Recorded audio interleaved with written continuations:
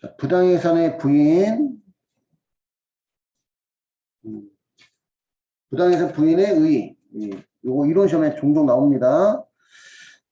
법인의 행위 또는 소득금의 계산이 특수관계자와의 거래로 인해서 법인의 소득에 대한 조세를 부당히 감소시킨 것을 인정되는 경우는 그 행위 또는 계산에 불구하고 납세지에 관한 세무서양 또는 가나다 지방 국세청장은 법인세법에 의해서 당해법인의 각성한 소득금액을 따로 다시 계산할 수 있다. 이걸 이제 우리가 부당해산의 부인이라고 한다 이런 얘기입니다. 우리 부당해산 부인은 누구와의 거래해야 돼? 누구와의 거래? 특수관계자의 거래해야 되고, 그지? 예, 조세를 부당히 감소시키는 것으로 인정되는 경우에 그 행위 또는 계산에 불구하고 다시 계산한다는 얘기예요. 다시 계산한다. 이렇게 보시면 되고, 특수관계자의 요건.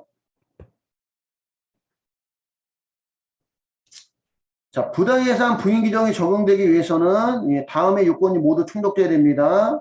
이 경우 당사자의 조세 회피 의도 유무는 관련이 없대요.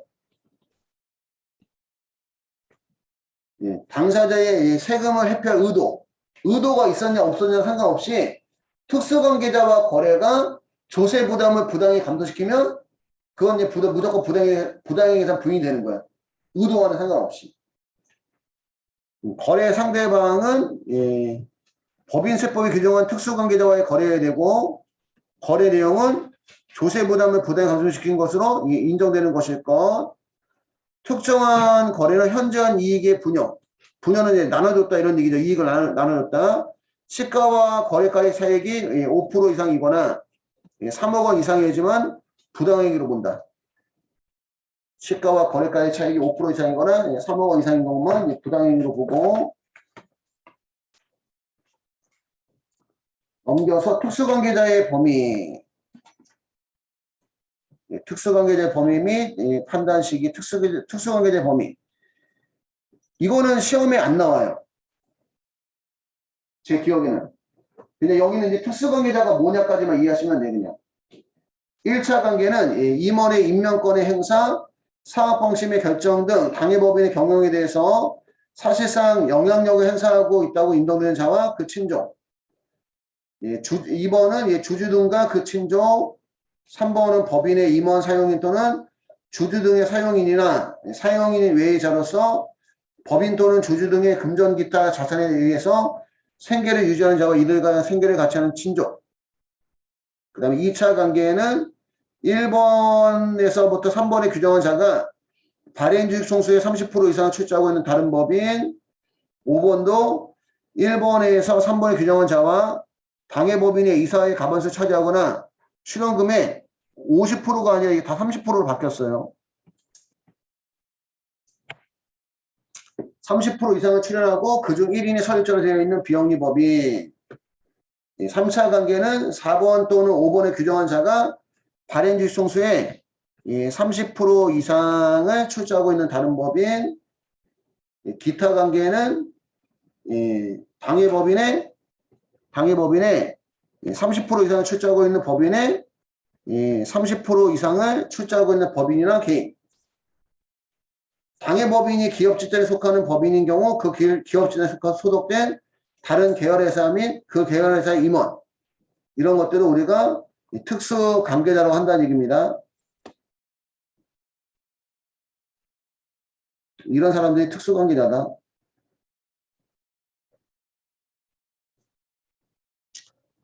(1차) 관계에서 특수관계자에 해당하지 않는 소액주주란 발행주식 총수의 1%에 미달하는 주식을 소유한 자를 말한대요. 소액주주란 발행주식 총수의 1%에 미달하는 주식을 소유한 자. 하지만 지분 비율이 1%에 미달한다 하더라도 당해법인의 지배주주와 특수관계에 있는 자는 소액주주로 보지 않고 지배주주란 법인의 발행주식 총수의 1% 이상의 주식을 소유한 주주로서 그와 특수관계에 있는 자와의 소유주식 합계가 당해법인의 주주 중 가장 많은 경우에 당해주주를 우리가 지배주주라 이렇게 표현합니다.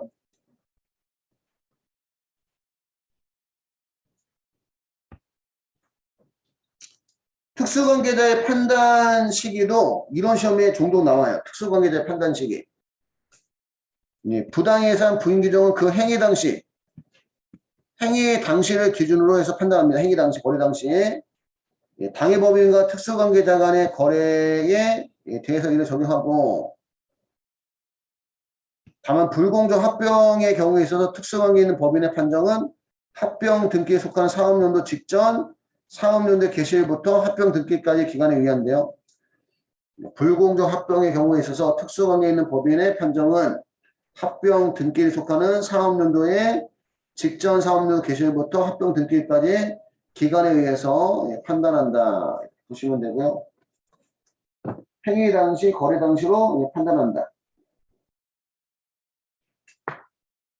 자, 197페이지 가면 부당해산의 유형.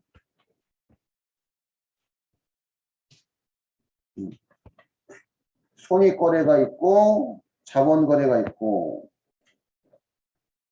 손익거래 보시면 1번 자산을 시가를 초과하는 가액으로 매입 또는 현물 출자를 받았거나 그 자산을 가대상각한 때. 두 번째는 자산을 무상 또는 시가보다 낮은 가액으로 양도 또는 현물 출자한 때. 다만 법인세법 시행령 제19조 손비 범위 제19조 2호 각목 외의 부분에 해당하는 주식매수 선택권의 행사에 따라 주식을 양도하는 경우는 제외. 그러니까 1번은 여러분들 그 뭐지? 고가 매입. 1번은 지금 고가 매입.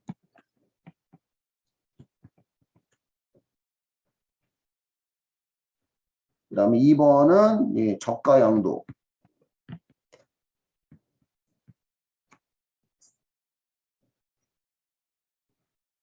3번은 저율 대여.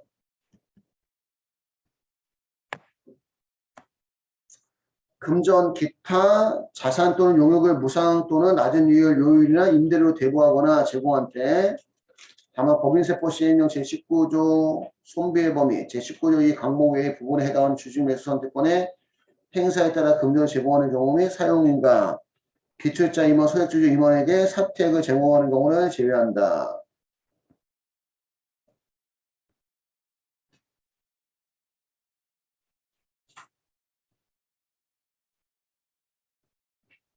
그 다음에 4번은 금전 기타 자산 또는 용역을 높은 이율, 요율이나 임차료를 차용하거나 제공을 받은데. 4번은 이제 고율 차입이 되겠죠. 고율 차입.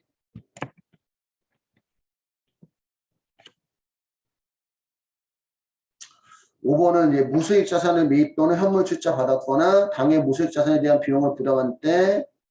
6번은 불량 자산을 차환하거나 불량 채권을 양수한 때. 7번은 파생 상품에 근거한 권리를 행사하지 아니하거나 그 행사 기간을 조정하는 등의 방법 이익을 공유 나눠줬을 때. 출연금을 대신 부담한 때. 기타 이에 준한 행위 또는 계산 및 그 외의 법인의 이익을 공유하였다고 인정되는 것이 있는 때는 부당행위로 보고, 자본거래는 불공정 자본거래, 불공정 자본거래 합병 증자 감자로 인해서 주주 등인 법인이 특수관계자인 다른 주주 등에게 이익을 공유 나눠줬을 때. 1번의 경우로서 증자 감자 합병 분할 상속세 및 증여세법상 전환사채 등에 의한 주식전환 등 법인의 자본을 증가시키거나 감소시키는 거래를 통해서 법인의 이익을 공유하였다고 인정되는 때. 다만 법소정 주식매수 선택권 행사에 따라 주식을 발행하는 경우를 제외한다. 자, 위의 거래 중 1번부터 4번에 해당하는 다음의 거래는 시가와 거래가의 차익이 시가의 5% 이상 차이가 있거나 3억 원 이상의 경우에 한해서 부당거래를 봅니다. 1번은 고가 매입, 2번은 저가 양도, 3번은 저율 대여, 4번은 고율 차익 얘기하는 거죠. 그치? 이 네 가지는 시가와의 차이가 5% 이상 차이가 나거나 또는 3억 원 이상 차이 나는 경우에 한해서만 부당행위로 본다. 이런 뜻이고요.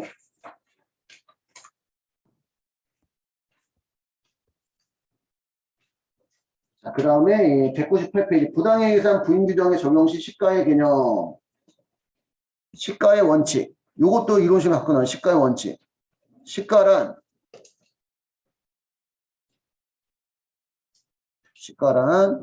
부당해상 부인규정의 적용 시 당해 거래와 유사한 상황에서 당해 법인이 특수관계자 외에 불특정 다수인과 계속적으로 거래한 가격 또는 특수관계가 없는 제3자의 거래 가격이 있는 경우는 당해 가액을 시가로 한다. 따라서 시가는 특수관계가 아닌 제3자 간의 정상적인 거래에서 적용되거나 적용될 가격, 요율, 이자율, 임대료 및 교환비율, 기타 이에 준하는 것을 우리가 시가로 합니다. 시가는 특수관계자가 아닌 제3자 간의 정상적인 거래에서 적용되거나 적용될 가격, 요율, 이자율, 임대료 및 교환비율을 이런 것들을 우리가 시가라고 하고 주권 상장법인이 발행한 주식을 한국거래소에서 거래한 경우 해당 주식의 시가는 그 거래일에 한국거래소 최종 시세가액을 시가로 한대요. 그 거래일에 한국거래소 최종 시세가액을 시가로 한다. 자, 시가가 불분명할 때, 불분명할 때 일반적인 거래의 경우는 1순위는 감정가액, 1순위는 감정가액, 2순위는 상속 증여세법상 평가액. 뭐라고 일반적인 자산은 주식 또는 출자 지분, 주식 또는 출자 지분 가상 자산이죠. 가상이 아니라 자산. 가상 자산은 상속세 및 증여세법상 평가액을 시가로 합니다.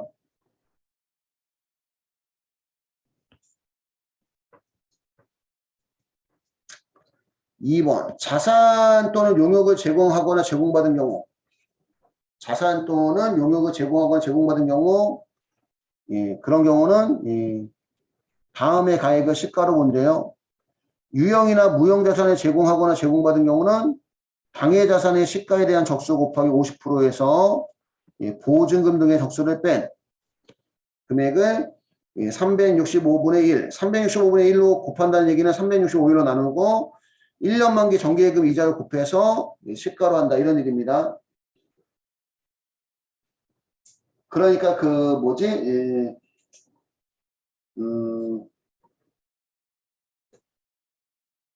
출자 임원, 출자 임원한테 사택을 제공했다. 예를 들어서 출자 임원한테 사택을 제공했다고 치면은 만약에 그 아파트 우리가 이제 그 임대를 주면 보통 아파트가 그 시가가 만약에 3억이면 최소한 임대료가 보증금이 전세로 치면 50%는 하겠지, 그지? 지금은 아파트 매매 가격의 뭐 7, 80%가 거의 보증금이잖아요. 그때마다 틀리지만 그 만약에 아파트가 뭐 예를 들어서 4억이라고 치면 쉽게 얘기해서 4억이라고 치면 4억의 50%만큼 2억 원을 전세로 보겠다는 얘기야. 쉽게 얘기하면 전세. 그럼 2억 원을 받아야 되는데 보증금 등을 이제 하나도 안 받았다. 4억 원에 50%면 지금 2억이에요, 2억? 2억? 쉽게 얘기하면 2억이죠? 4억 원에 50%면? 근데 보증금 하나도 안 받았다고 치면 그 2억 원에 정기예금 이자율 지금 몇 프로? 1.2%인가? 그치? 1.2%. 2억 원에 1.2%면 얼마야? 이것도 얼마 안 돼. 1.2%면. 그러면 240만 원 정도. 240만 원 정도를 1년에 받아야 될 월세도 보겠다. 그런 뜻이야. 근데 240만 원 안 받았으면 저 금액에 미달하는 금액만큼은 이제 입금 산입해라. 이런 뜻입니다. 의미가. 건설 기타 용역을 제공하거나 제공받은 경우는 당해 용역에 제공에 소요된 금액 직간접비 곱하기 1 플러스 동해 유사 용역 제공 거래의 원가 가산율만큼을 시가로 보고 요거는 거의 안 나오는 내용인 것 같아요. 요것도 이렇게 계산 문제는 우리 시험에서 나올 수가 없어. 시간이 많이 걸리기 때문에. 의미만 이해하시면 될 것 같고. 금전 차입 및 대여의 경우는 당좌 대출 이자율과 가중평균 차입 이자율 중 법인이 선택한 이자율을 시가로 한대요. 돈을 우리가 빌리거나 돈을 빌려주는 경우는 당좌 대출 이자율, 이게 법인세법이 현재 4.6% 있나? 그럴 거예요. 가중평균 차입 이자율은 우리 회사가 일반적으로 빌려오는 이자율을 얘기하는 거예요.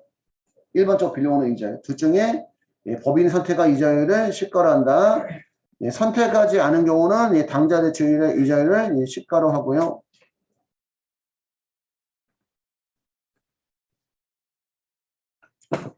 페이지 부당예산 부인의 사례. 자산의 고가양수, 고가매입 얘기하는 거죠. 고가매입. 고가매입 했을 때 취득가액은 시가를 취득가액으로 봐요.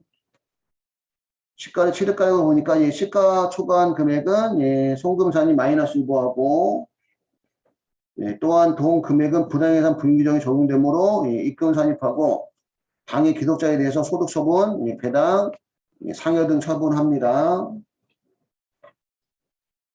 자산의 저가 양도는 저가 양도했을 때 세무상 양도가액은 시가를 양도가액으로 합니다. 양도가액과 시가와의 차익인 시가 미달액을 입금 산입하고 당해 기독자에 대해서 개인 주주면 배당, 임직원이면 상여 등 처리한다. 이런 얘기입니다.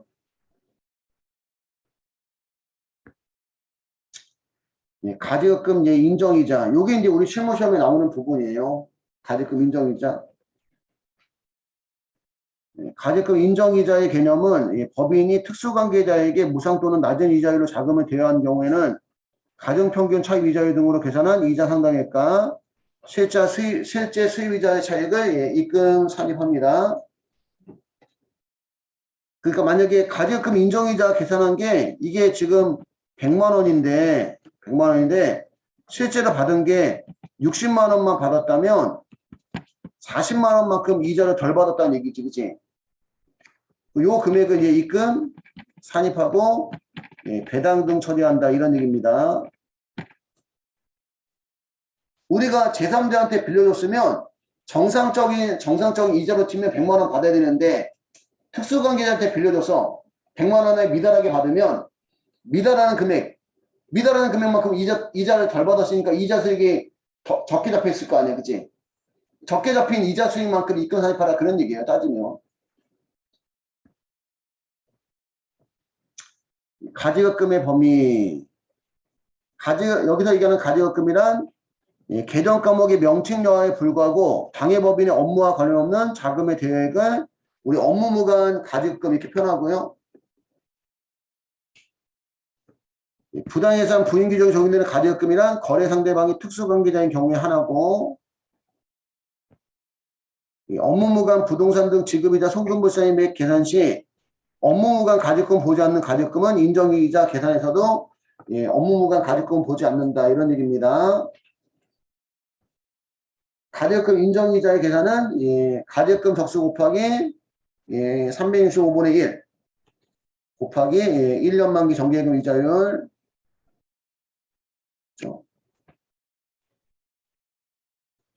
1년 만기 정기예금 이자율, 여기 1.2%죠.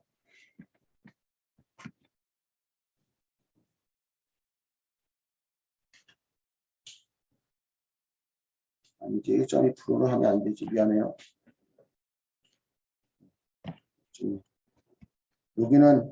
요거는 이제 당좌 대출 이자율이나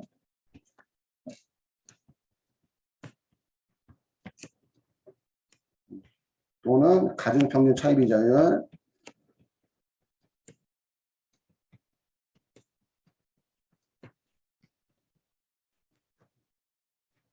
이자율 중 신고한 방법을 이해한다, 이렇게 보시면 되고,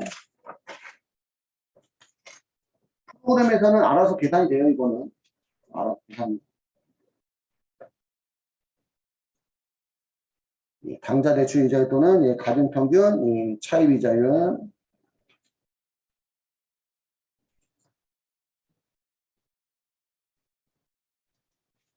얘는 개념만 잘 이해하시면 돼요. 가지금 적수 계산도 프로그램 알아서 해주는데 이론 시험에 나올 수 있어요. 가지금의 적수 계산 시 초일은 산입하고 말일은 불산입합니다. 가득금 접수계 당시 초일은 산입, 말일은 불산입하고 동일인에 대해서 가득금과 가승금이 함께 있는 경우는 상계 후 잔액에 대해서 인정이자를 계산하고 상환기간 이자율 등의 사전 약정이 있어 이를 상계할 수 없는 경우는 상계하지 않고요. 이자율의 적용 방법은 당좌대출 이자율과 가중평균 차입 이자율 중 해당 법인이 선택하는 이자율을 합니다. 선택하지 않으면 당좌대출 이자율을 시가로 하고 금전의 대여의 경우는 일반적인 시가산정 기준에 불과하고 가중평균 차입 이자율을 시가로 합니다. 다만 다음의 경우는 당좌대출 이자율을 시가로 한다.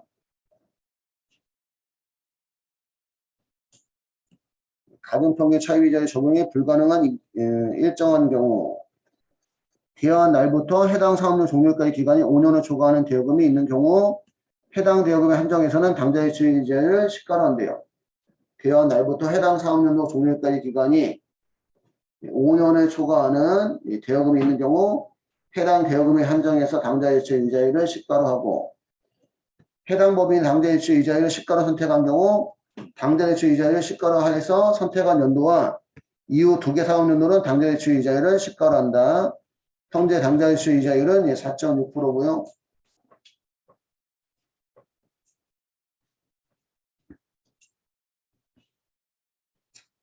사택의 임대 법인이 출자임원, 비출자임원, 소액주주임원 제외에게 시가 미달의 사택을 제공한 경우는 부당해상 부인 규정이 적용되는데 이 경우에는 법인이 출자임원으로부터 수령한 임대료 수익과 시가와의 차익을 입금산입, 배당이나 상여 등 처리하고 법인이 지출하는 출자임원이 사용한 사택의 유지비는 업무 무관 비용으로 모아 송금불산이 상여 처리하고 출자임원에게는 소득세가 부과가 되죠. 상여 처리하니까 법인이 지출하는 출자임원이 사용하는 사택의 유지비는 업무 무관 비용으로 모아 송금불산이 상여 처리한다. 여기까지 해서 부당예산 부인 규정이 끝났고요. 실무시험은 가격금 인정이자 계산이 나옵니다.